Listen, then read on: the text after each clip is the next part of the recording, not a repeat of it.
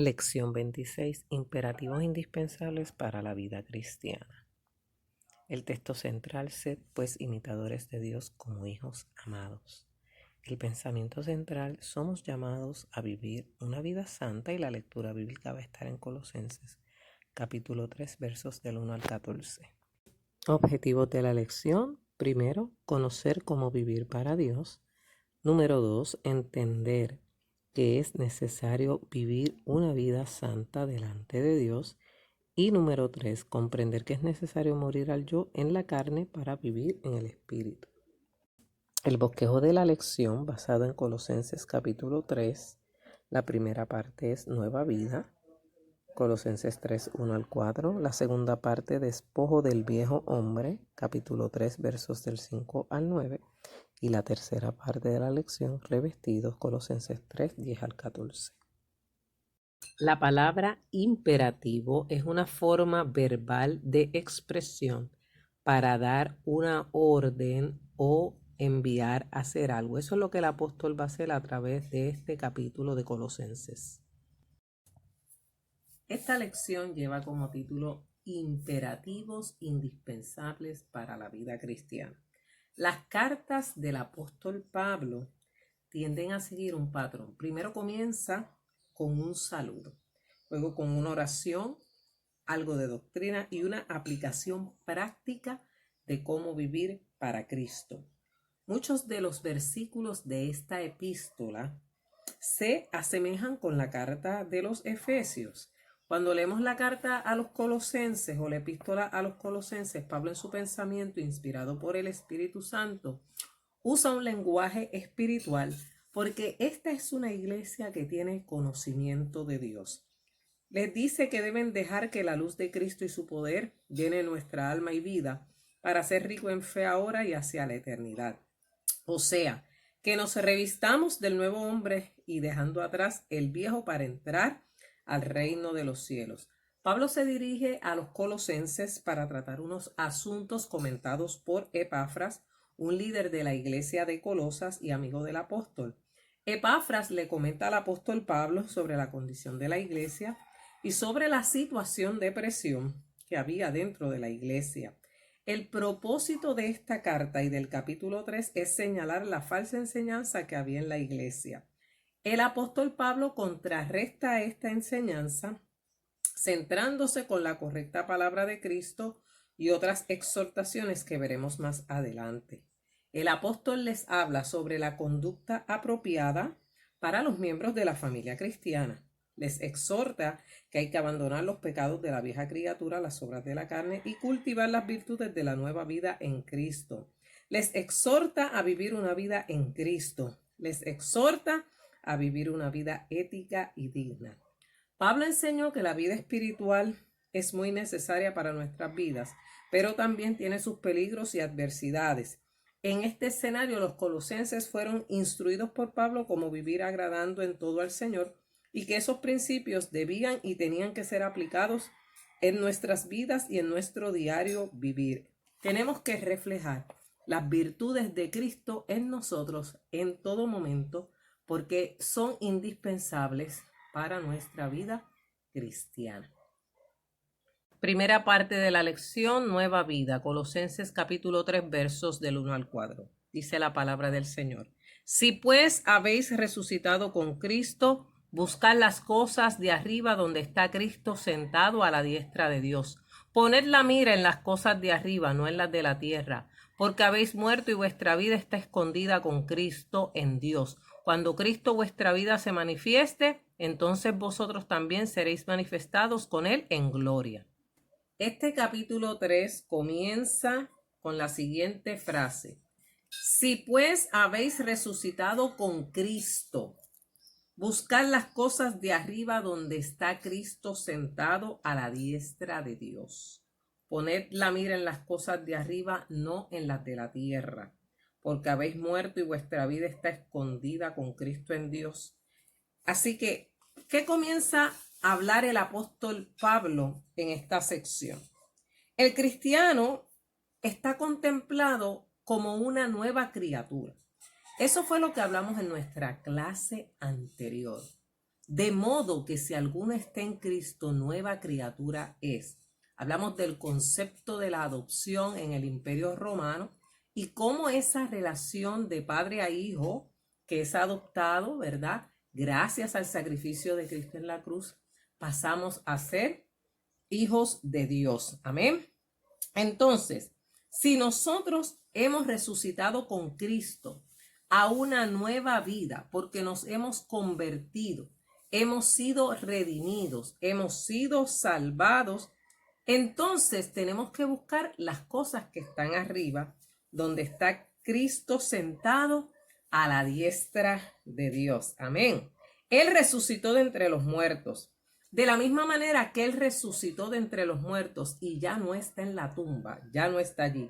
Nosotros, al convertirnos al Señor, somos nuevas criaturas y nos hemos separado del mundo para entrar a una nueva forma y estilo de vida.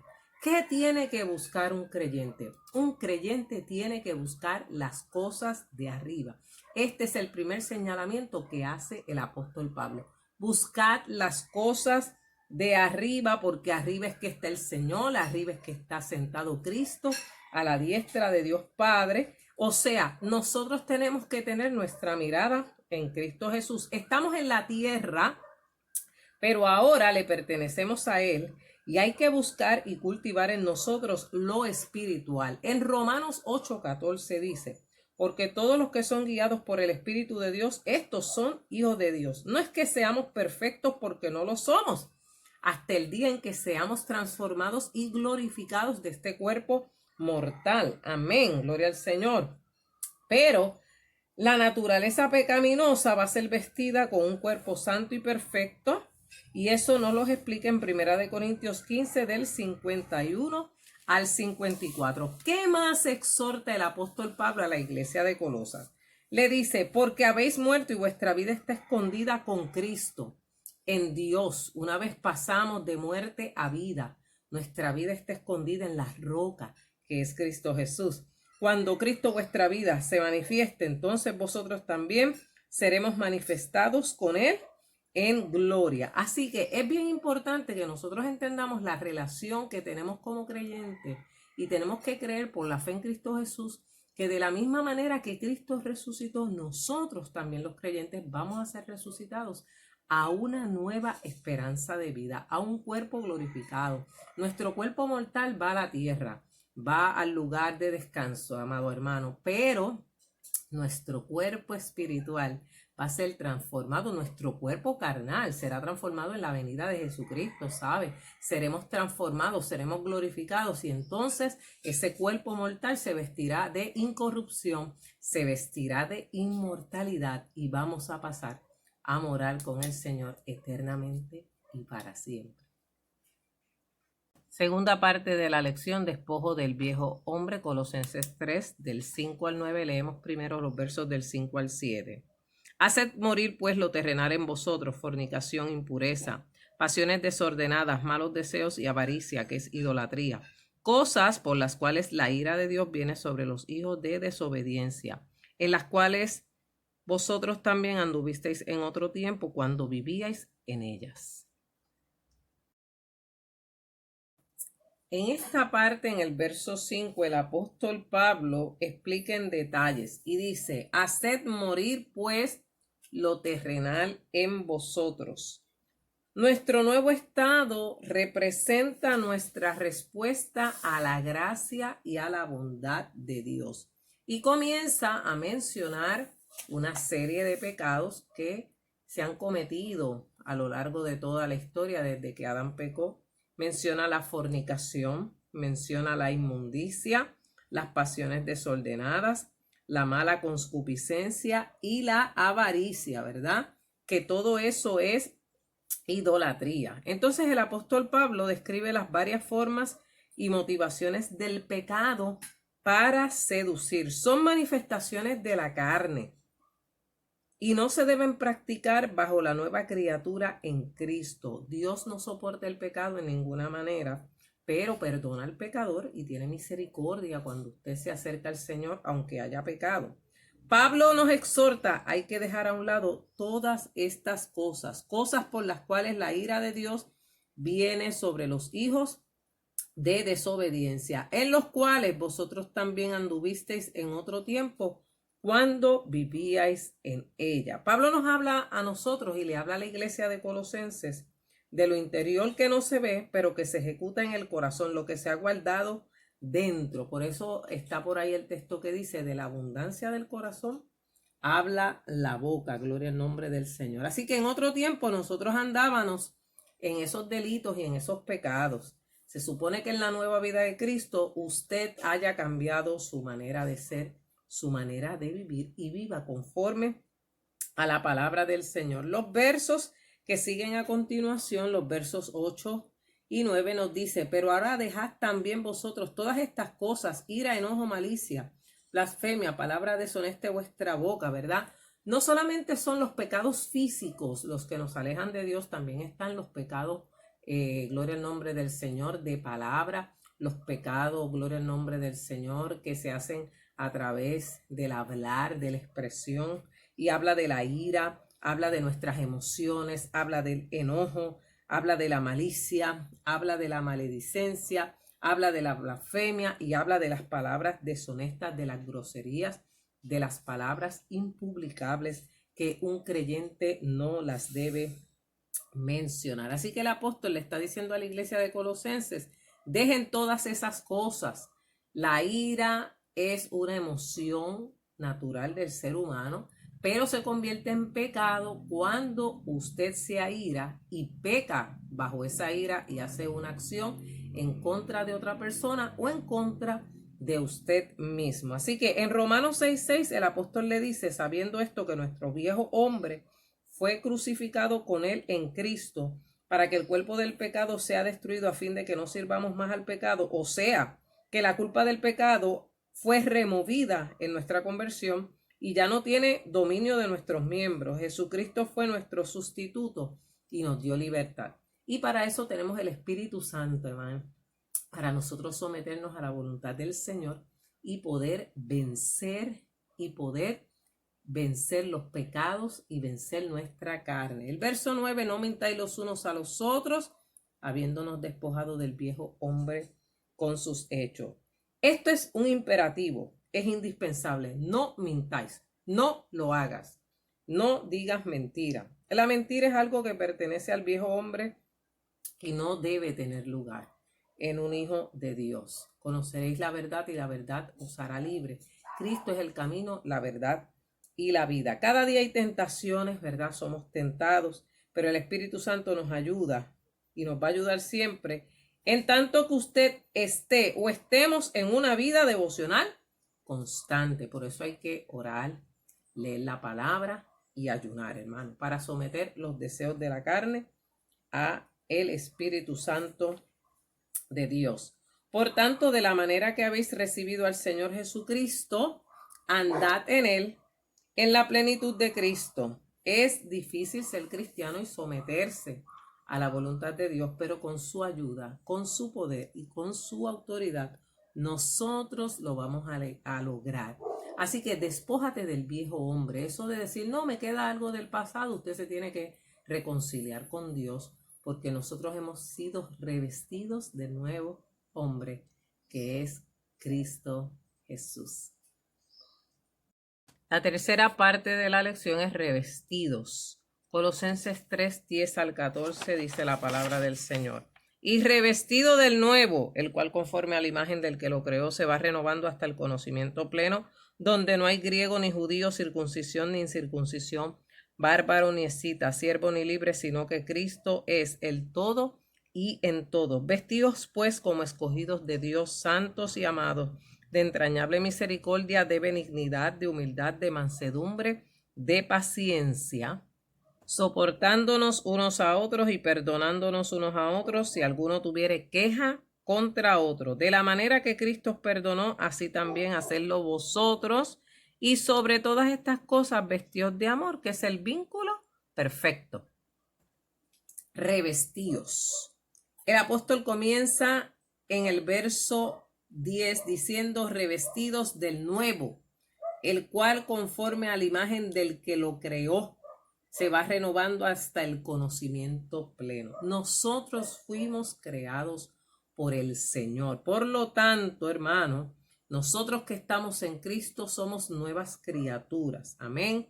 Gloria a Dios por eso. Somos nuevos por su sangre. Somos una creación nueva. Ya ese viejo hombre debe haber muerto, debe estar enterrado. No es útil en nosotros, sino que Cristo nos ha dado nuevas todas las cosas. En Juan 3:5 el apóstol Juan dice que hay que nacer del agua y del Espíritu. Amén. Cristo es y llena todo, la plenitud y la esfera de la vida nueva en él. Es un regalo para todo aquel que ha sido redimido por su preciosa sangre. Fíjese que el verso 11 dice, donde no hay griego ni judío, circuncisión ni incircuncisión, bárbaro ni escita, siervo ni libre, sino que Cristo es el todo y en todos. Antes había una división entre judíos y gentiles, pero en Cristo somos uno solo. La salvación vino para los judíos, vino para los gentiles, vino para los griegos, vino para toda la gente de aquel tiempo. Ya no había que someterse al rito de la circuncisión conforme a la ley, porque ahora se practica por razones médicas. Amén, gloria al Señor, y Dios sabe todas las cosas. Ya no hay bárbaro ni escita, ya no hay siervo ni libre, porque en Cristo aún el siervo, aún el esclavo es libre por medio de Jesucristo. Así que Cristo es el todo y en todos. Amén. Esa división que había de grupos, se supone que no la haya en Cristo. Se supone que seamos uno. Somos uno en Cristo. Somos uno solo. Un solo cuerpo que se llama la iglesia, unidos por la sangre del Cordero. En el verso 12 el apóstol nos explica que somos escogidos de Dios, vestidos pues como escogidos de Dios, santos y amados, de entrañable misericordia, de benignidad, de humildad, de mansedumbre y de paciencia. Amén. Gloria al nombre del Señor. Así que nosotros fuimos escogidos en la eternidad y antes de la fundación del mundo, y esa gracia electiva de Dios es uno de los misterios de la revelación divina. En su soberanía y señorío escogió gente para que le pertenezca a Él. Qué privilegio tan grande tenemos de formar parte de la familia de Cristo, elegidos según la presciencia de Dios, y todo aquel que invocar el nombre del Señor será salvo. Pablo entonces, no obstante, nos exhorta a vivir como escogidos de Dios. Fíjese, nos dice aquí, escogidos de Dios. Fuimos escogidos en el amado, fuimos seleccionados por Dios, fuimos predestinados por Dios con un propósito eterno. Nos dice ahí también, santos y amados. Tenemos que reflejar la santidad de Dios. Amén. Tenemos que ser limpios y puros en Él. ¿Qué más nos dice el verso 12? De entrañable misericordia. Lo que significa es que el creyente ahora va a tener compasión por los demás. Si en el mundo de pecado usted era una persona que no le importaba lo que le sucedía a su prójimo, ahora en Cristo se supone que usted muestre misericordia. Hay que ser benigno, que es un fruto del Espíritu, tener buena voluntad, empatía, gloria al Señor, mansedumbre, otro fruto del Espíritu, negarse uno a uno mismo, gloria al Señor, y estar dispuesto a andar en la gracia de Cristo, y longanimidad, que es soportar las ofensas, ¿verdad? Tenemos que revestirnos de paciencia para poder perseverar en este mundo tan difícil en que vivimos. Estos son frutos necesarios para nuestra vida espiritual. La naturaleza divina en nosotros debe reflejar todas estas cosas, todo el amor. La iglesia tiene que tener amor los unos por los otros, como lo he repetido 500,000 quintrillones de veces.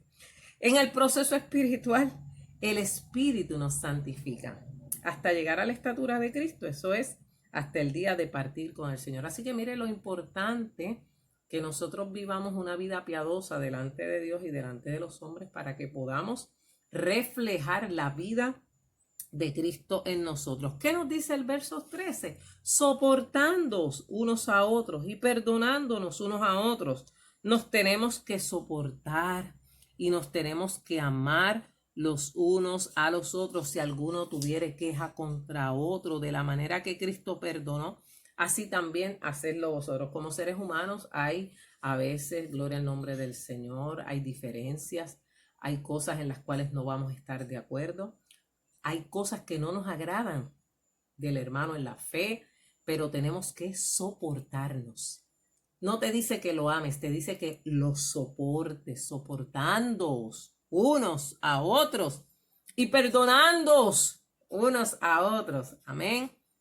Para que la vida de Cristo se manifieste en vosotros. Si Cristo nos ha perdonado tantas cosas malas que nosotros hemos hecho, ¿por qué nosotros no perdonamos a nuestro hermano? Amén. Tenemos que aprender a practicar la tolerancia. Uy, una palabra que en estos días apenas se utiliza. No toleramos las diferencias. Queremos que todo el mundo piense como yo, sea como yo, se vista como yo, cante como yo y hable como yo. Pero en Cristo, amén, hermano, somos uno en Cristo. Va a haber diferencias humanas, va a haber diferencias de criterio, va a haber diferencias de opinión y va a haber diferencias en las liturgias de las diferentes iglesias. Pero el Señor nos manda y nos exhorta que nos amemos, que nos soportemos y que nos perdonemos los unos a los otros, porque a eso nos llamó el Señor. Amén, gloria al nombre de Jesús. Hay que perdonar 70 veces 7, como le dijo Cristo al discípulo, gloria al nombre del Señor. Sobre todas estas cosas, vestidos de amor, que es el vínculo perfecto. La perfección se logra por el amor de Cristo. No vamos a ser perfectos si no hay amor.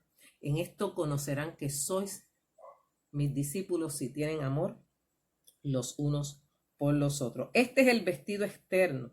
Esto es lo que liga todas las virtudes, el amor. Usted es un creyente lleno de amor, usted va a ser un creyente victorioso, usted va a ser un creyente lleno de la gloria del Señor. Tenemos que estar llenos de afecto y caridad, que es el amor, que es el vínculo perfecto. Si Cristo nos amó, si Dios nos amó, nosotros también debemos amarnos los unos a los otros. Así que revístase del nuevo hombre, revístase de Jesús.